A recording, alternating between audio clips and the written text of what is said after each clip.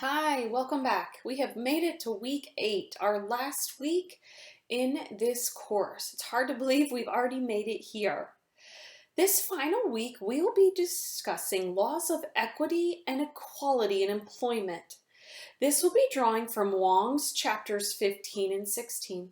I want to return you to your thoughts and discussions surround previous week 7's material in Title 9. Recall that Title IX helped us address this notion of gender equity in educational systems. I also alluded to the fact last week that there would be additional ways that we could think about dealing with equity in employment and or equality in employment in our professional leagues and other organizations. This week we will be addressing those very laws. Before we begin to address issues of employment law, it's important to understand and define the employment relationship. An employment relationship typically is contractual in nature, and it's usually formed by that contract between an employer and an employee. It involves an express or implied agreement to perform personal services. I want you to recall back to some of the things we talked about with contracts. And under that agreement, it's important to note that those can cover such things as salary, work duties, and benefits. Also, it's important to know that if a contract exists, the terms of the contract dictate when and why an employee might be terminated. And regardless of whether that employment falls under an at-will doctrine, where either the employer or employee may terminate the employment relationship at any time for any reason, it's important to note that there are exceptions to that employment at-will doctrine, and those include such things as federal legislation, implied contract, and public policy. That is, statutes prohibit employers from terminating employees based upon discriminatory standards. And those discriminatory standards can be found again in that federal legislation, implied contract, and public policy. So understanding the employment relationship is important. It's also important to recognize, for example, that the state of Texas is an at-will state. Therefore, employers or employees may terminate the employment relationship at any time for any reason. However, as we indicated, that does not allow that relationship to be terminated based upon discriminatory standards. Title VII of the Civil Rights Act of 1964 was enacted in order to attempt to prohibit discrimination in a number of areas. Title VII specifically applies to employment, and therefore it prohibits discrimination in employment based on race, color, religion, gender, and or national origin. So what is discrimination? It's treating employees or job applicants unequally on the basis of a personal characteristic or trait, and specifically those listed: race, color, religion, gender, and or national origin. It's also important to note that the Equal Employment Opportunity Commission, or as it's denoted, the EEOC, is the government agency that monitors compliance of Title VII. And under Title VII, we recognize that there are two types of discrimination. The first is direct, and this is an employer's discriminatory words or action that are direct or explicit. That is, Susie, you were not hired because you are a female. And this policy is a common form of discrimination, but it's not the most common form. Most commonly, we see types of discrimination in employment in these indirect versions. This notion of disparate treatment and disparate impact. We'll be spending the next several slides making sense of this indirect, or maybe you could even call it this unintentional discrimination. The first form of indirect discrimination we're going to address is disparate treatment. And this exists when individuals in similar situations are treated differently, and the different treatment, is due to the individual's race, color, religion, sex, or national origin. In order to prove this claim, the plaintiff must prove that there would be a direct evidence of intent or absolute evidence of intention to discriminate, or there must be enough evidence to infer discrimination occurred. To initiate this claim or such a claim, the plaintiff must prove the following: that they're a member of the protected class. And remember, the protected class is an individual with a specific race, color, religion, gender, or national origin, or that the reason was because of that.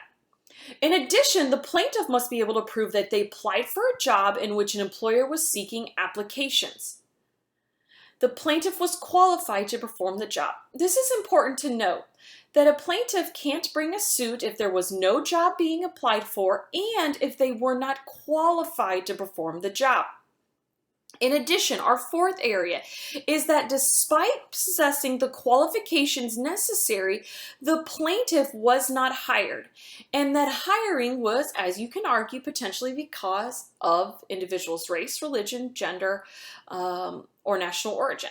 And finally, disparate treatment could be shown that the employer continued to seek applicants with similar qualifications, or maybe even hired a applicant with similar qualifications that did not meet the protected class requirements. Okay, so let's take a step back. So what is disparate treatment? It is the treatment of when treating someone differently based upon those qualifications. And there must be direct evidence or intent of that discrimination, and there must be enough evidence to infer that the discrimination occurred. In addition, in order to show that disparate treatment happened, the plaintiff has to prove those 5 qualifications. So what are the potential defenses when a disparate treatment suit is brought? First, the defendant must prove that a candidate was preferred for a legitimate, non-discriminatory reason. And in addition, that defendant must have clear qualification criteria. For example, maybe a candidate was hired because they had 10 years more experience than another candidate. That is a completely legitimate reason to approve or approve of one candidate over another. So one defense to disparate treatment, our first one, is at the defendant in question, the plaintiff in question, hired someone for a non-discriminatory reason. The next defense is what's called a bona fide occupational qualification. That is, there are identifiable characteristics that are reasonably necessary to the normal operation of a particular business. So, for example, this might come in the form of gender. Maybe the fitness trainers at a single-sex health club indeed match the sex of the members of the health club. It also makes sense that locker room attendants, for example, a female locker room attendant, be responsible for the female locker room. And in that instance, it's appropriate to hire, say, a female for the female locker room attendant and a male for the male locker room attendant. One big caveat here: race is never a bona fide occupational qualification. That is, it is never acceptable to choose one race or to hire one race over the other and consider it a bona fide occupational qualification. Finally, if the defendant proves one of the 2 things above, the plaintiff must prove, or could prove, that the defense given was merely a pretext of discrimination. That is, because we don't have to hire a particular class, it's always important to prove that the other class is more qualified, or that in this instance the class was indeed more qualified and therefore the reason for the hiring. Our second form of indirect discrimination is disparate impact. Think in this instance the impact of what would seem to be a neutral employment practice. So, disparate impact considers when a seemingly neutral employment practice disproportionately excludes a protected class. And in this instance, the intention is irrelevant. That is, whether or not the employer intended to discriminate or not is not relevant. In this instance, it's important to note that the plaintiff, or the person bringing the suit, must be able to prove statistically that what is a neutral employment practice adversely impacts the protected class. Once this is proven, the defendant has a number of portions that they must approve or show that. And I have several defenses we'll talk about next. As we've indicated, disparate treatment is the result of when there are institutional practices that disproportionately disadvantage members of our protected class. So what are defenses to disparate treatment? First, the plaintiff has to prove that statistical discrimination against the protected class. I've already indicated that in our previous slide. And if so, the defendant must prove that the employment practice is a business necessity, or that the practice achieves the objective and there is no better method available. I'm going to give you examples in just a moment. If the defendant is able to show that the employment practice is job-related, then the plaintiff must show that there are other devices which do not discriminate that can achieve the business objective. Let's go through some of our examples to help us make sense of these defenses to disparate treatment. Let's recall that disparate impact is when a seemingly neutral employment practice disproportionately excludes a protected class. So what are potential defenses of this? As we've already indicated, the defendant could prove that an employment practice is necessary, achieves the objective, and there's no better method. I wanted to help us better understand this, and I've provided some examples here. And please note, all of these examples are what could be considered appropriate defenses under disparate impact, and they surround our protected classes. First is gender. Because of height, weight, and strength requirements, most firefighters hired were men. You may even think about this in the case of FedEx. More FedEx employees are men because of the requirements necessary to complete the job task, and they favor individuals with greater height, weight, and strength. Religion. Because of faith-based days of worship, more hires are not of a particular faith. Also, maybe disparate impact could surround issues of race. Because a business has valid reasons to hire only workers with high school diplomas, most workers were non-minority. Obviously, our statistical data show that non-minorities, are typically those with high school diplomas or greater. What about age? And we'll talk in a minute. Age falls under the ADEA. And think about it this way, which somewhat might be similar to our example from gender. Because our job required strength and endurance, most workers were under the age of 60. Maybe this is an example like FedEx, or maybe firefighters. Those jobs cater to physical bodies that have strength and endurance, and it can be argued that is favorable or appropriate for someone under the age of 60. This slide again just gives us some examples of appropriate defenses of disparate impact. Our next law of equity and/or equality to address is the Equal Pay Act of 1963. And this prohibits wage discrimination based solely upon the sex of employees who perform equal work and who have equal performance. Please make this connection and/or distinction. Title VII deals with employment practices, that is, hiring employees. The Equal Pay Act deals specifically with the compensation of those employees. The Equal Employment Opportunities Commission, the EEOC, I've talked about this previously, establishes guidelines that help us determine if jobs are indeed equal and to determine when pay differentials are important or appropriate. Please note, the Equal Pay Act does not mean that all employees have to be paid the same. It's important to recognize as we move forward that pay differentials are appropriate and they're warranted. And we'll be thinking about ways that make sense or ways that we see these specifically in sport. In order to file a claim under the Equal Pay Act, it's first necessary to determine if the jobs in question are equal. And in order to determine this, the following three criteria must be established. Are equal skills required?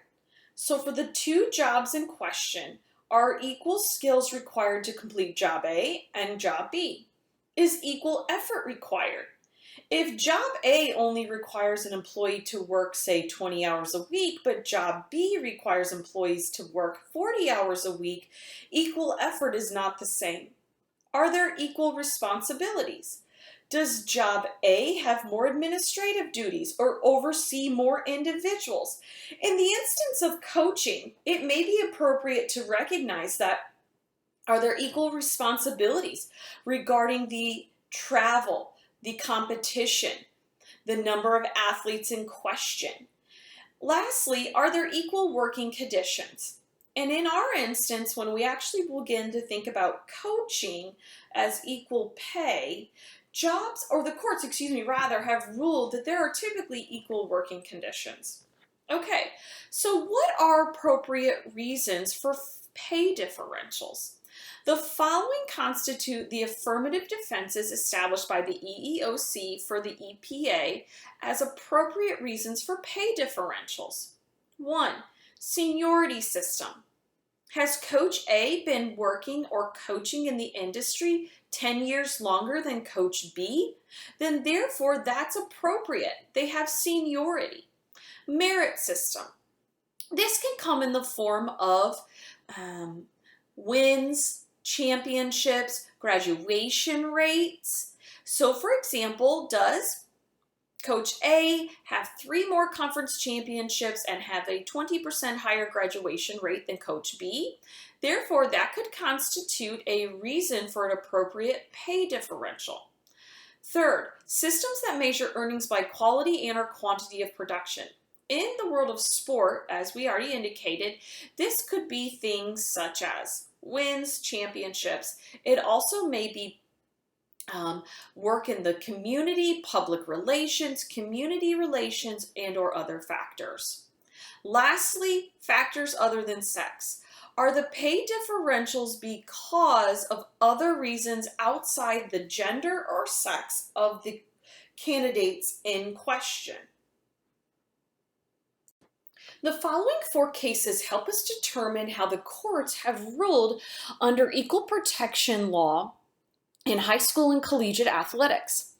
In our first lawsuit, the EEOC versus Madison, this came in the instance of a female high school track coach bringing suit because her pay was different than the male high school track coach. And in our second instance, Berkey versus Marshall County Board of Education, this is lawsuit brought where female sports coaches in Marshall County were paid half of their amount of their male equivalents. And therefore, and also in addition, females were not allowed to coach male sports teams. In both of these instances, the courts went on and ruled or indicated that the jobs were similar and therefore required similar pay. It's important to note this. This is a little different from what we've seen in high school athletics and to what we'll see over here in college athletics. Our 2 key cases we've seen in college athletics is Stanley versus USC and Purdue versus City University of New York. In the instance of Stanley, Marianne Stanley was a collegiate basketball coach at the University of Southern Cal. She alleged that her pay was not equivalent to that of the male coach at Southern Cal because of her gender. Once the qualifications were determined, there was some recognition that the requirements of the job were somewhat different, and furthermore, Stanley was unable to show that she had seniority or additional merits than her male counterpart. Therefore, in the instance of Stanley versus USC, the University of Southern California, paid Stanley less and had reasons to do so. On the contrary, though, Purdue versus the City University of New York saw somewhat of a similar situation where Purdue was the coach of a female girls basketball team. She was paid less than the male counterpart. The courts ultimately determined that she had very similar responsibilities, skill, requirements, as well in addition to she actually had more merit reasons to receive more or additional pay. And in this instance, Purdue was then awarded, or it was found that the City University of New York was in violation of the Equal Pay Act. Couple key takeaways. College athletics, we've seen the courts rule a little differently. Among high school athletics, though, we've seen somewhat of a standard across the board. Outside of those merit-based reasons for discriminating or differences in pay at the high school athletics level, pay should be fairly similar.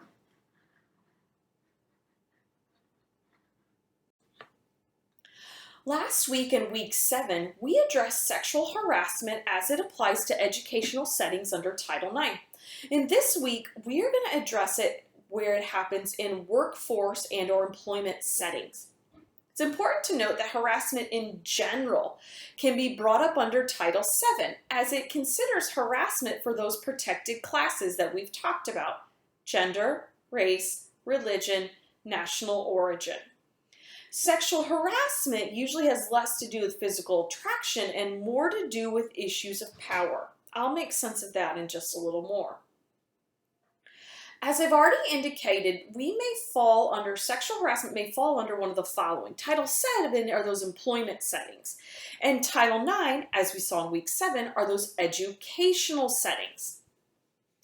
The courts have demonstrated that there's a consideration of two varying types of sexual harassment. First is quid pro quo. That means this for that. And in quid pro quo harassment, it typically asks for a this for that. If you do this, then I'll do that. This can come in the form of sexual favors requested in exchange for benefits or even educational or employment opportunity. The second form or type of sexual harassment comes in a hostile work environment.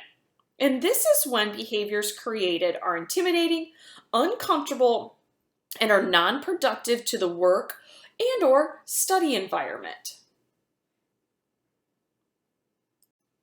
Let's address the two types of sexual harassment a bit further. I've already indicated that quid pro quo is this for that. It's if you do this, then I will do. Secondly is a hostile work environment. This is found when behavior creates an intimidating, uncomfortable, or non-productive work or study environment. How then can an individual bring a sexual harassment claim? That is, what are the elements that they must prove to demonstrate a sexual harassment claim? First, unwelcome sexual advances. That is, the situation in nature must be sexual, and that can come in the form of quid pro quo and or a hostile work environment. Let's take, for example, quid pro quo. It could be that very thing of asking for sexual favors in order for an employee to get a raise. A hostile work environment could come in the form of mass emails going out on the work server that are sexual in nature and maybe even degrading to a female. The second element is that it's not desired by the employee or the victim. The unwelcome sexual advances are something that the employer victim does not want. And third, it can conduct that creates a hostile or abusive work environment. And these behaviors, this quid pro quo or this hostile work environment, is detrimental. Note that number 4 is that this can arise from either verbal or physical conduct. That is, if an individual just makes verbal sexual advances or passes, or even, as we know in our media age, written, that can constitute as an element. It does not necessarily have to be physical, although it may be in nature.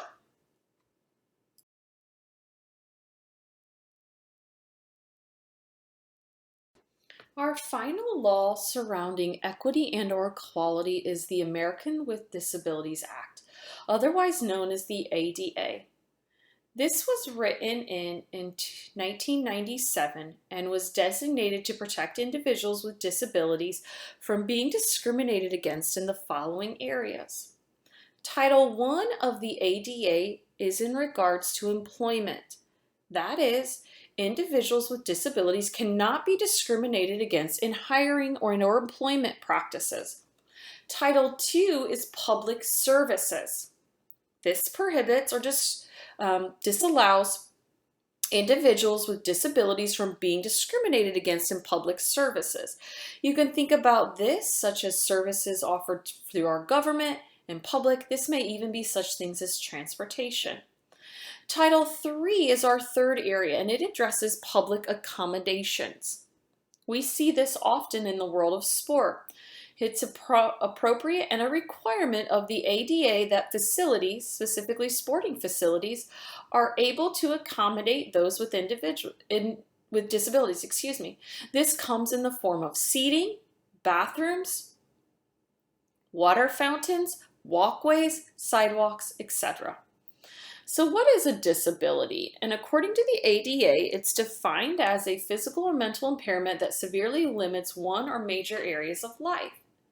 And one has to be able to have a record of having such an impairment or being regarded as having an impairment. And make note of that because of the specific areas that it applies to employment. The ADA applies to sport in a number of ways, and we'll be working through those in just a second.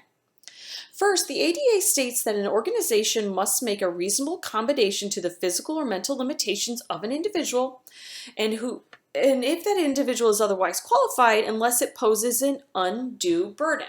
So what is reasonable accommodation? We can define it here. It's making existing facilities accessible to and usable by individuals with disabilities. Otherwise qualified, I'll talk about that in our next slide. When are reasonable accommodations not required? First, the employee does not request it. That is, if an employer does not know of the need of the accommodations, they are not required. The applicant does not meet the required qualifications, or the employee asks for personal use. This is an item that can be used only for a particular person. Second, doing so would be an undue burden. That is, it would be far too costly or it would disrupt the system. What is this term otherwise qualified? I have an example here I think it will help us with. First, it's where accommodations do not have to be made in order to make an unqualified person qualified. For example, if you provide a deaf athlete with accommodations necessary to try out for the basketball team, and the athlete does not have the skills necessary to make the team, it's not necessary to provide additional accommodations in order to make the athlete qualified to play. In addition, then, what are these undue burdens or hardships that would fall under that otherwise qualified? So some things to ask. Is the action unduly costly? And in the instance of our deaf athlete, is the action required, i.e. getting a translator, unduly costly? In that instance, absolutely not. Is the action unduly substantial or disruptive?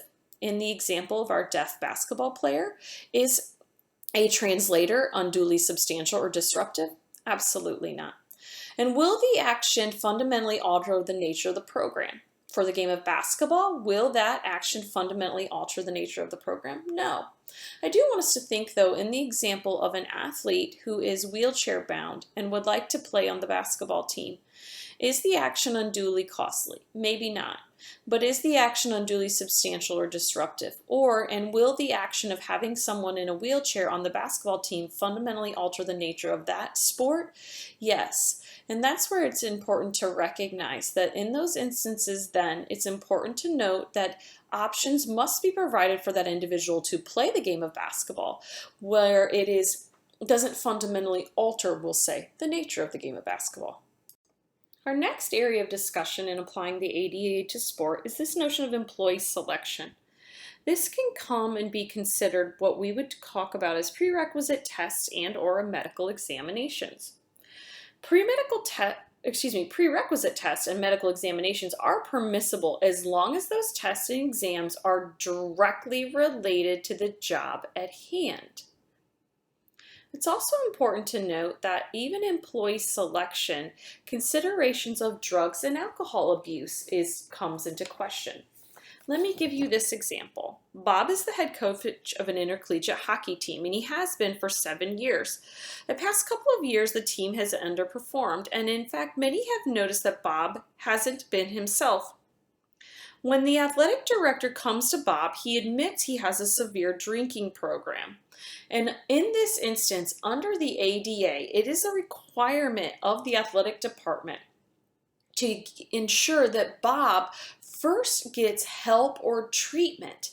And then it is the determination of after that health or treatment whether he can complete his employee obligations. Our final area in applying the ADA to sport is this consideration of individuals who pose a direct threat to the health and safety of others. And in order to apply this concept, we must show that the threat is real, not speculative. The threat is based upon objective information, and if real threats and/or risks are found, the attempts must be made to reduce or eliminate the risk. And according to the ADA, individuals may be excluded if there's a perceived threat to the individual's own safety. Let me give you an example. Timmy is a 16-year-old and he has found out that he is HIV positive. Last year, before he found out he was HIV positive, he came first in regionals at cross country. And he wants to run again for his team this year and has easily made the cut. He has the skills. Parents of other team members have told you, the coach, that their sons will not run the team if Timmy is able to participate due to the fact that it causes an unreasonable risk of infection with the virus. According to the ADA, that's not feasible. That is, Timmy does not pose a real threat, and that threat is not based upon objective information. Therefore, Timmy cannot be excluded from, and nor is he a threat to himself. It's also important to note, if I had said though that this was the case of boxing, and in the case of boxing this looks different. Why? Because of the nature of boxing, it is prohibited that an individual who is HIV positive, they indeed might be a threat to themselves as well as a direct threat to their competitors.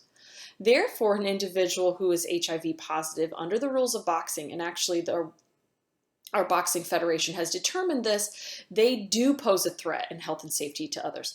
However, in the example of Timmy and our cross-country runner, that's not the case. We have made our way to the end of week 8 and the end of our course. It's been a pleasure having you. I hope that you have learned hopefully a little bit more of a love for the law and how it applies to sport. Best of luck in your future endeavors.